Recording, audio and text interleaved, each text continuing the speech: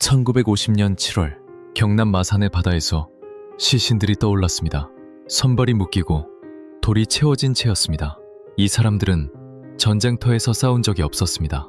저는 이 사건의 명령 경로를 역순으로 파헤쳐봤습니다. 누가 이 사람들을 바다에 버렸는지, 누가 명령했는지, 왜 이 사람들이었는지. 결론부터 말씀드리면 범인이 우리가 생각하는 그 사람이 맞습니다. 그런데 규모와 방식이 예상과 완전히 다르거든요. 놀라운 건 이겁니다.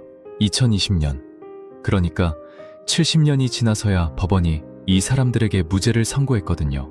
재판도 없이 죽였는데 무죄를 선고받는데 70년이 걸린 거예요.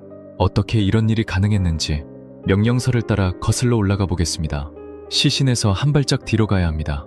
이 사람들이 왜 잡혔는지를 먼저 알아야 하거든요. 한 소년의 이야기부터 시작하겠습니다. 1949년 6월 국민보도연맹이라는 단체가 만들어집니다.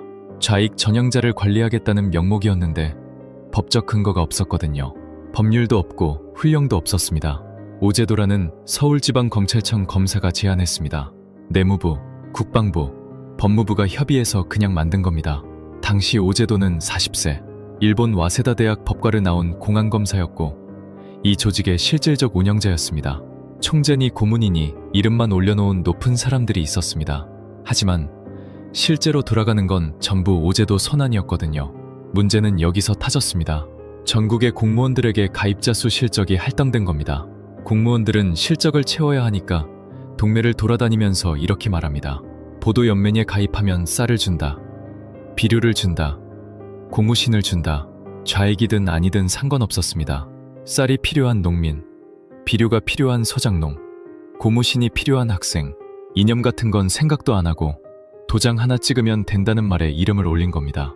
딱 1년 만에 전국에서 30만 명이 등록됐습니다. 서울에서만 2만 명이었거든요. 여기서 한 소년 이야기를 해야 합니다. 고 송규섭, 1934년생, 만 16세, 경남 마산중학교 4학년이었습니다. 이 아이도 보도연맹 명단에 올라 있었거든요. 가입 경위는 알 수 없습니다. 다만 당시에는 학생들도 공무원 실적 할당 때문에 강제 등록되는 일이 흔했습니다. 1950년 7월 이 아이는 해군 방첩대에 연행됐습니다. 아침에 학교 갔다가 돌아오지 않았습니다.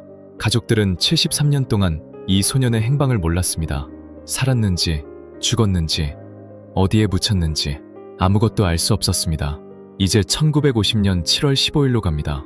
한국전쟁이 터진 지 20일쯤 됐을 때입니다. 마산 시민극장 앞에 사람들이 모여 있었습니다. 보도연맹원과 요시차린들이 소집된 겁니다. 잠깐 확인만 하면 된다는 연락을 받고 나온 사람들이었거든요. 이 사람들은 마산 형무소로 이송됐습니다. 약 360명이었습니다. 거기서 CIC, 그러니까 육군 특무대가 이 사람들을 A, B, C 세 등급으로 분류했습니다. A등급은 심야에 사라지기 시작했습니다. A, B, C 분류 기준이 뭔지 아세요? 이건 나중에 밝혀지는데 지금은 이것만 기억해두세요. 만 16세 중학생 고 송규섭도 그 안에 있었다는 사실을요. 그러면 이 사람들은 어디로 갔을까요?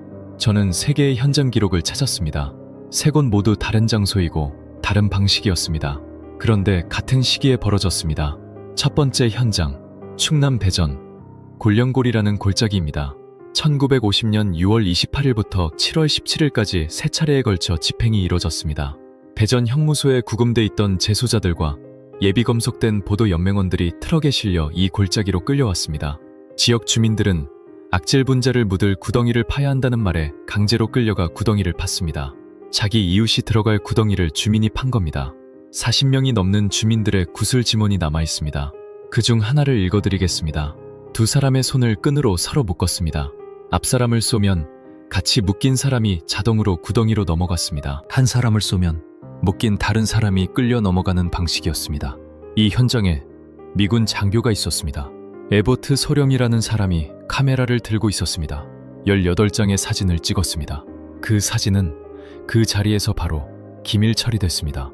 49년이 지난 1999년에야 세상에 공개됐습니다. 이 골짜기에서 희생된 사람은 최소 1800명으로 추산됩니다. 2번째 현장, 경남 마산 괜히바다입니다. 여기는 총살이 아니었습니다. 바다였습니다. 마산 형무소에 구금된 약 360명이 해군 방첩대와 경찰에 의해 배에 태워졌습니다. 생존자 증언이 남아 있습니다. 남자들 주먹만한 돌을 바지에다 꽉 넣으라고 했습니다. 10명씩 묶어 밤중에 배전에 세워서 차버렸습니다.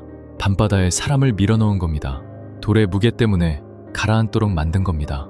며칠 뒤 마산 안녕마을 바닷가에 시신 20여 구가 떠밀려 왔습니다. 가라앉지 못한 시신들이었습니다. 일부 시신은 해류를 타고 대마도까지 흘러갔다고 전해집니다.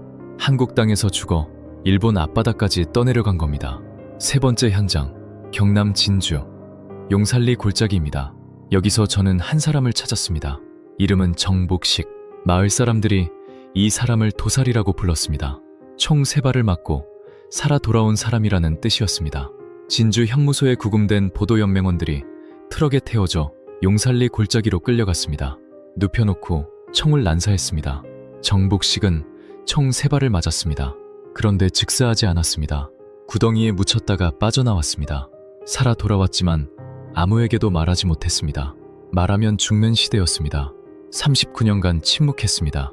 1989년 처음으로 입을 열었습니다. 마을 사람들이 붙인 별명 도살이. 그 이름을 달고 39년을 살았습니다. 그때서야 세상은 이 골짜기에서 무슨 일이 있었는지 알게 됐습니다. 그리고 아까 말씀드린 A등급, 그 분류 기준이 뭐였는지 이제 답을 드리겠습니다. 기준은 없었습니다. 현장마다 달랐습니다. 어떤 지역에서는 마을 유지가 찍어준 이름이 A등급이 됐습니다. 누가 위험인물인지를 이웃이 정한 겁니다. 그게 전부였습니다. 지금까지 보신 건 현장이었거든요. 산골짜기에서, 바다에서, 구덩이에서 무슨 일이 벌어졌는지를 보신 겁니다. 그런데 이 명령, 도대체 누가 내린 건지 아직 얘기 안 했잖아요. 솔직히 이 부분을 조사하면서 저도 손이 떨렸습니다. 경찰이 알아서 한 걸까요? 아닙니다. 이건 전혀 다른 이야기거든요. 저는 이 사건을 거슬러 올라가기 시작했습니다. 현장에서 한 발짝씩 뒤로 누가 이 사람들을 끌고 갔는지, 누가 총을 쏘라고 했는지 명령의 경로를 역순으로 따라가 본 거예요. 먼저 실행자부터 봤습니다. 전국의 경찰서와 지서가 보도연맹원 명단을 이미 보유하고 있었거든요. 전쟁이 터지기 전부터 이름과 주소가 적힌 명단이 전국 각 경찰서 서랍 안에 들어있었던 겁니다. 언제든 꺼낼 수 있는 상태로요. 그리고 개전 후 48시간에서 72시간 이내에 전국에서 동시다발로 소집이 시작됐어요. 경북에서도, 충청에서도, 경남에서도 같은 시간대에 같은 방식으로 사람들이 끌려갔습니다. 이건 개인의 판단이 아닙니다. 이 속도, 이 범위는 명령 없이는 불가능하거든요. 일선 경찰관이 알아서 한 게 아니에요. 전국이 같은 시간에 같은 행동을 했다는 건 위에서 내려온 지시가 있었다는 뜻인 거예요. 그래서 한 단계 더 올라갔습니다. 명령 경로의 중간 지점, CIC, 육군 특무대 수장 김창룡이었습니다. 이승만 대통령에게서 김창룡에게, 김창룡에 대해서 전국 헌병과 경찰에게. 명령의 내용은 이랬습니다. 조선인민군의 수중에 들어가지 않은 지역의 보도연맹원을 직결 처분하라. 재판도 없이, 확인도 없이 명단에 이름이 있다는 이유만으로 처분하라는 명령이었습니다. 이 명령이 내려간 시점은 1950년 6월 27일에서 28일 사이로 특정됩니다. 그리고 마지막 단계, 명령의 꼭대기, 1950년 6월 27일 새벽, 이승만은 열차로 대전으로 이동 중이었습니다. 그때 나이 75세였습니다. 국민에게는 서울 사수를 방송했습니다. 우리 국군이 적을 물리치고 있으니 안심하라고 했습니다. 본인은 이미 피신한 상태였습니다. 이튿날 새벽, 한강다리가 폭파됐습니다. 6월 28일 새벽 2시 30분이었습니다. 다리 위에는 아직 피난민들이 있었습니다. 서울을 사수하겠다던 사람은 이미 떠났고 남겨진 시민들의 테러가 끊어진 겁니다. 그런데 1999년 기밀이 해제됐습니다. 저는 그 안에서 이런 문장을 찾았습니다. 이러한 명령은 의심의 여지 없이 최상부에서 내려온 것이다. 이건 한국 사람의 증언이 아닙니다. 주한 미국 대사관 육군무관 밥 에드워드 중령이 본국에 보낸 기밀 보고서에 직접 쓴 문장입니다. 이 보고서는 1950년에 작성돼 즉시 기밀로 분류됐습니다. 49년 동안 아무도 볼 수 없었습니다. 1999년에야 해제된 겁니다. 미군 장교가 현장에 있었습니다. 사진 18장을 찍었습니다. 트럭에 실려 이송되는 민간인들, 구덩이 앞에 엎드린 사람들, 그 장면을 찍어서 본국에 보냈습니다. 알고 있었습니다. 그런데 49년 동안 아무 말도 하지 않은 겁니다. 그리고 2007년 헌병대 간부였던 김 씨가 진실규명 기자회견에서 이렇게 증언했습니다. 남노당 계열이나 보도연맹 관계자들을 처형하라는 이승만 대통령의 지시가 있었습니다. 명령 경로의 끝에 도달한 겁니다. 현장의 경찰에서 시작해 김참령을 거쳐 이승만까지 문서가 기록했고 미군이 확인했고 실행자가 직접 증언했습니다. 세 갈래의 증거가 한 사람을 가리키고 있었습니다. 명령자를 확인했습니다. 그러면 이 사건은 그 뒤에 어떻게 됐을까요? 2009년에 진실화해위원회가 공식 확인을 발표했거든요. 그러면 지금은 어떻게 됐을까요? 진실화해위원회가 공식적으로 확인한 희생자 수는 4,934명입니다. 일기위원회가 최종적으로 확인한 숫자입니다. 그런데 이건 조사가 끝난 건수만 센 겁니다. 유족이 신청조차 못한 경우가 훨씬 많거든요. 빨갱이 가족이라는 낙인이 무서워 신청을 포기한 유가족이 얼마나 많았겠습니까? 학계에서는 실제 희생자를 10만 명에서 20만 명으로 추산합니다. 경북에서도, 충청에서도, 전라에서도, 경남에서도, 전국에서 동시에 벌어졌습니다. 우발적 사건이 아닙니다. 계획적이고 조직적인 집행이었습니다. 그런데 이 숫자보다 더 무거운 게 있었습니다. 유가족들의 침묵이었습니다. 50년이었습니다. 아버지가 끌려갔다는 사실을 아무에게도 말할 수 없었습니다. 빨갱이 가족이라는 낙인이 찍히면 취업이 안 됐거든요. 학교에서도, 직장에서도, 마을에서도 차별을 받았습니다. 그래서 사건 자체를 비밀로 묻었습니다. 아버지가 어떻게 죽었는지 묻는 것조차 위험한 시대가 반세기나 이어진 겁니다. 자식에게도 말하지 못한 유가족이 있었습니다. 여기서 한 사람을 소개해야 합니다. 정명호, 73세입니다. 아버지가 보도연맹원으로 끌려간 유가족이거든요.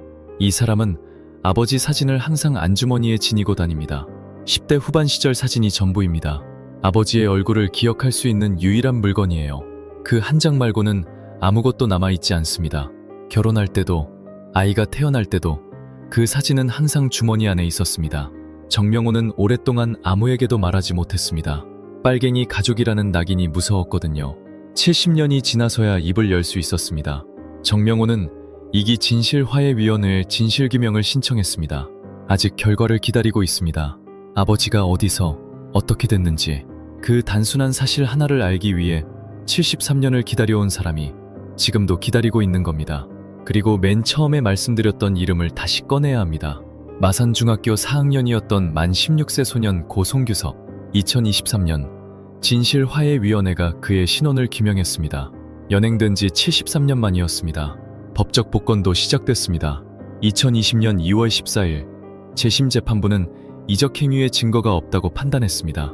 무죄였습니다. 같은 해 6월 9일 대법원이 국가 배상 책임을 확정했습니다. 재판 없이 죽인 사람들에게 70년이 지나서야 국가가 잘못을 인정한 겁니다. 2018년에는 헌법재판소가 중대한 인권 침해 사건에 소멸시효를 적용할 수 없다는 결정을 내렸거든요. 그래야 유가족들이 배상을 청구할 길이 열린 겁니다. 그 전까지는 시효가 지났다는 이유로 문 앞에서 돌아서야 했습니다. 생각해보면 이상한 일입니다.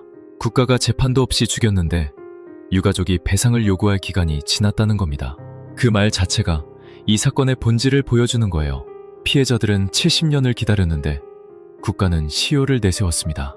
마지막으로 한 가지 이야기를 더 해야 합니다. 충북 영동이라는 곳에 양조장을 운영하던 부부가 있었습니다. 김춘옥과 김노헌. 당시 마을 공동 가마니 창고에 50여 명이 갇혀서 처형을 기다리고 있었거든요. 이 부부는 자신들이 어떤 위험을 감수하는지 알고 있었을 겁니다. 그런데도 그 사람들을 탈출시켰습니다. 잘못 걸리면 자신들도 함께 끌려가는 상황이었거든요. 국가 시스템이 개인을 죽이는 와중에 개인이 국가 시스템을 막기도 했습니다. 학살이 완전한 시스템으로 작동하지 못한 지역이 있었다는 것, 양심을 지킨 두 사람이 수십 명의 목숨을 구했다는 것, 그 사실은 반드시 기억해야 합니다.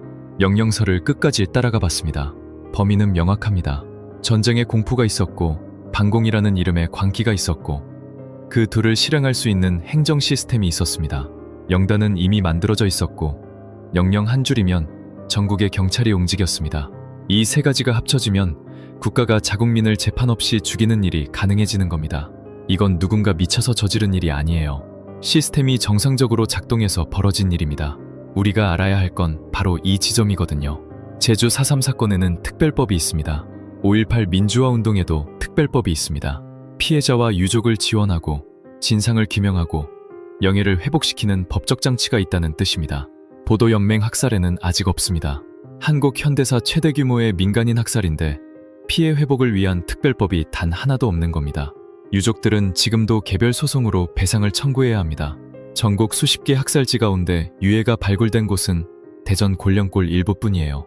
도장 하나 찍었다는 이유로 저는 이 말이 계속 머릿속에 남았습니다. 쌀을 받으려고, 비료를 받으려고, 고무신을 받으려고 도장 하나 찍은 사람들이 재판 한 번 없이 총구 앞에 섰습니다.